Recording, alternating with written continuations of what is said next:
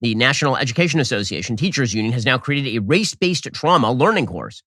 According to Fox News, the NEA, which is a major labor union in the educational sphere, there are two big ones, the NEA and the American Federation of Teachers, led by the execrable Randy Weingarten, has announced a race-based trauma blended learning course. The course will, quote, explore race-based trauma, its causes and effects, and offers research-based tools to address it, according to the NEA's Twitter.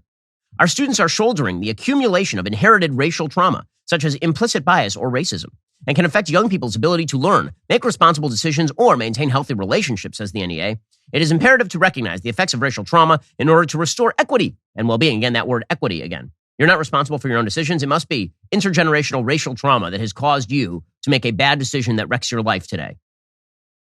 The NEA, of course, has a long history of involvement in racial and sexual issues, with the organization hosting an annual conference on racial and social justice. Again, this is one of the two big teachers' unions in the United States. The AFT is just as far to the left. NEA experts are frequent speakers at South by Southwest, which include seminars like Why Porn Literacy Belongs in Sex Education, Without Roe, Impact on Education and Workforce, and White Supremacy and Anti-Semitism on Campus. You can see the impact of all of this in the classroom itself. Libs of TikTok, which Chai Raichik, who runs that account, does an excellent job of exposing the woke indoctrination in our public schools. Yesterday, she posted a video of one teacher bragging about fostering political unrest in her classroom. But today I would like to talk about how I am the political unrest that Cedar City needs. So besides the fact that I dyed my hair purple last night and I have 2 visible tattoos, I wrote my pronouns as she, any up on the board. I was teaching 10th grade and I told this to all my classes, and it wasn't until the last period where someone was like, what's the second pronoun? And so I explained, I was like, I do she, any pronouns. I do go by any pronouns, she, he, they, it, anything, but I am totally okay with you just referring to me as she. But this is fostering, of course, the most important thing, political unrest in classrooms. You have teachers across the nation who work for the NEA and the AFT who are teaching this crap to children and creating a whole new generation of intergenerational trauma while purporting to alleviate intergenerational trauma. This is also how you end up with a Maryland classroom that looks like this. There's a Libs of TikTok tweet sent to me by a parent, a classroom in their kid's school in Maryland. Homeschool your kids. And what is there? Well, blocking the windows, a giant Black Lives Matter flag, as well as a Pride Progress flag hanging from the wall. When it comes to your kids' education, so I saw a lot of responses from people on the right to this sort of stuff. And the right seems to think, or at least many members of the right, seem to think that the best analogy is if you put a cross or the 10 Commandments in a classroom. Right? The idea being, well, it's a value-neutral space. Right? All you members on the left, you should at least acknowledge that this is the equivalent of you pushing your brand of religion, and religion is banned in the classroom. We're not allowed to pray in a classroom. We're not allowed to have the 10 Commandments in a classroom. And thus, you should acknowledge that your flags, your Black Lives Matter propaganda flag and your Pride Progress propaganda flag, they don't belong in the classroom. There's only one problem with this. Someone is going to win when it comes to teaching values in the classroom, and someone is going to lose. The notion of value neutrality in public schools is nonsense. It has been nonsense for a very long time. There is no value neutrality in America's public school classrooms. There just isn't. Would that it were so, but the NEA and the AFT make sure that is not in fact the case. Which means that if you wish to actually have your kids taught good values, you need to get active at the school board level. The case that you should be making against the Black Lives Matter flag and the Pride Progress flag in the classroom is not that they are the equivalent of the 10 Commandments and the cross, because frankly, they are not. They're not.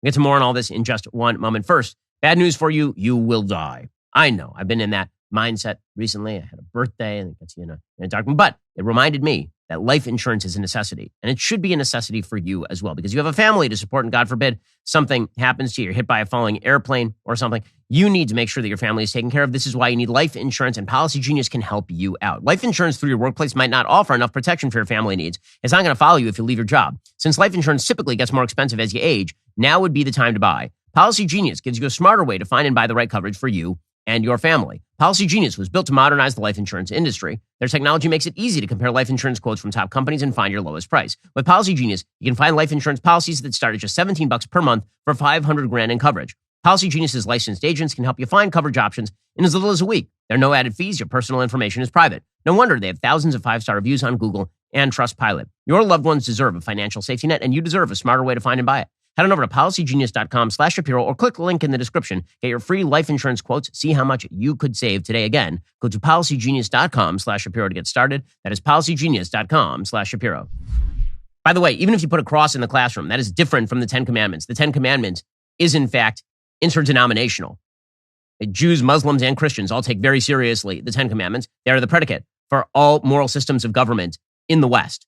So this notion that the Ten Commandments is somehow an indoctrination into the religious precepts of Christianity or an attempt to force you to worship in the classroom is obviously a lie. But the moral distinction is the one that matters. And people who are conservative should stop trying to aim for the value-neutral space when it comes to the classroom. Instead, they should be, as parents, protecting the values that they wish to see their kids learn. If value neutrality is the best that we can come to, if the left will agree to value neutrality, fine and good. But guess what? It ain't going to happen. The left purports that secular religious practice is superior. That's why they are doing it. They're not doing it because they believe that secularism is the way of the world and that religion is false or any of that. What they believe is that they are doing an active good. They're doing an active good by promulgating their point of view. The right needs to start arguing that their point of view is good because the response to Black Lives Matter flags and Pride Progress flags in the classroom is not no flags in the classroom. It is, in fact, the Ten Commandments. No idolatry. Idolatry is bad. No tribal sectarianism. It's bad. No notion of sexual identity as the core of human living. It's bad. It's not something that should be taught to kids. Parents had better get aggressive on this or they are going to lose. Certainly the left has been aggressive on this. And how aggressively does the left use our public schools?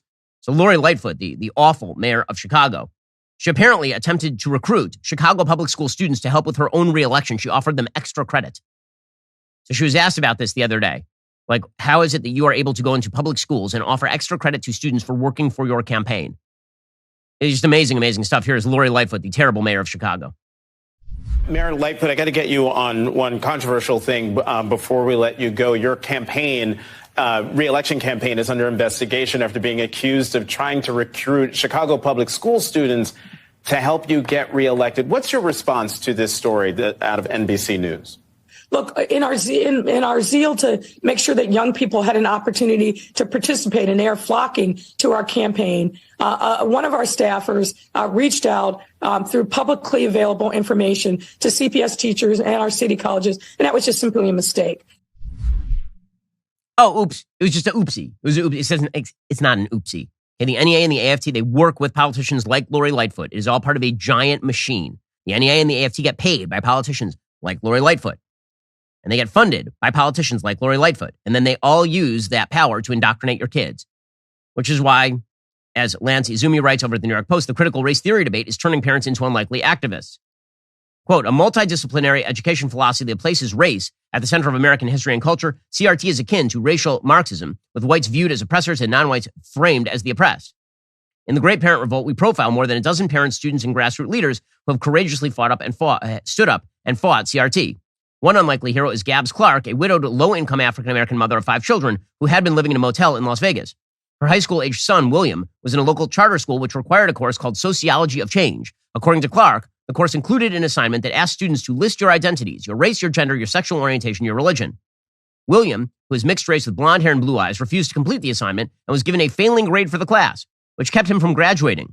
According to Clark, because of his fair complexion, the class viewed her son as a dirty, filthy oppressor. Clark filed a federal lawsuit charging the school with violating Williams' First Amendment free speech rights, 14th Amendment equal protection rights, and federal anti-discrimination rights for compelling him to complete the race-based assignment. The case has since been settled out of court. And this sort of stuff is going to happen more and more commonly because parents are going to stand up, because if they don't, they're going to lose their kids to this perverse worldview, which is, it's not only immoral, it's wildly ineffective at achieving even its stated goals.